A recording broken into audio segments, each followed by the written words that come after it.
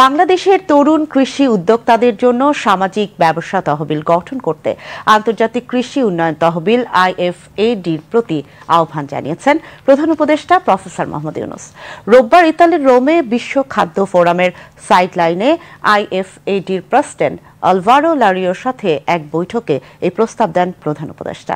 তিনি বলেন, এই ধরনের তহবিল দরিদ্রদের স্বাস্থ্যসেবা সহ সামাজিক সমস্যাগুলো সমাধান করবে এবং যুব, কৃষক, মহিলা এবং মৎস্য শিল্পের সাথে জড়িতদের মধ্যে উদ্যোক্তা তৈরি করবে।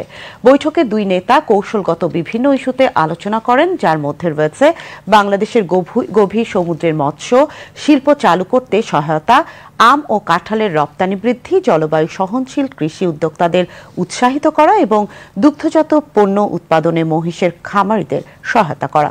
প্রফেসর ইউনূস IAFDর প্রেসিডেন্টকে বাংলাদেশ সফরের আমন্ত্রণ জানান এবং কৃষি, সোশ্যাল বিজনেস ও প্রযুক্তি খাতে সহযোগিতার সম্ভাব্য সুযোগ খতিয়ে দেখতে একটি দল প্রেরণের অনুরোধ করেন।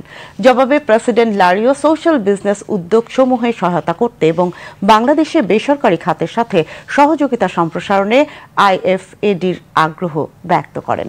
প্রধান উপদেষ্টা ফল প্রক্রিয়াকরণ, হিমাগার, গুদামজাতকরণ এবং আম ও কাঁঠালের মতো গ্রীষ্মমণ্ডলীয় ফলের বৃহৎ আকারে রপ্তানিতে বাংলাদেশের প্রযুক্তিগত সহায়তা এবং বিনিয়োগের প্রয়োজনীয়তার উপরও জোর দেন। বঙ্গোপসাগরের গভীর সমুদ্রে মাছ ধরা শিল্পের অব্যবহৃত সম্ভাবনা নিয়ে আলোচনা করে প্রফেসর ইউনূস বলেন, বিনিয়োগ এবং প্রযুক্তিগত জ্ঞানের অভাবের কারণে বেশিরভাগ বাংলাদেশি জেলেরা কেবল অগভীর জলে কাজ করেন। তো এখনও তারা গভীর সমুদ্রে মাছ ধরার সাহস পায় না। তহবিল এবং প্রযুক্তি ভাগাভাগির মাধ্যমে IFAD এই খাতে সহায়তা করতে পারে বলে উল্লেখ করেন প্রধান উপদেষ্টা। মৎস্য ও প্রাণী সম্পদ উপদেষ্টা ফরিদা আক্তার সভায় উপস্থিত ছিলেন। তিনি বাংলাদেশি মহিলা দুগ্ধ খামারিরা কিভাবে মহিষের দুধ থেকে মোজারেলা পনির উৎপাদন করছেন তা তুলে ধরেন। এছাড়া তিনি দেশে পনির এবং অন্যান্য দুগ্ধজাত পণ্য উৎপাদন বৃদ্ধির জন্য IFADকে সহায়তার আহ্বান জানান।